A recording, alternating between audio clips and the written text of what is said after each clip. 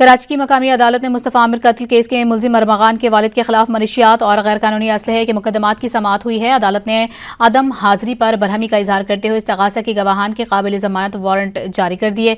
मजीद जानते हैं don news के नुमाइंदे शफी बलोच से। शफी बलोच, इस कार्रवाई से मुतालिक बताएगा।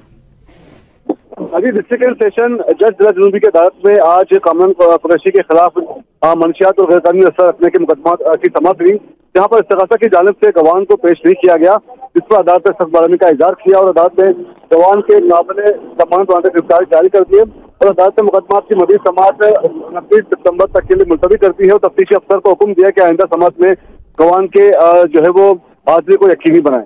जी, बहुत शुक्रिया आपका शफी।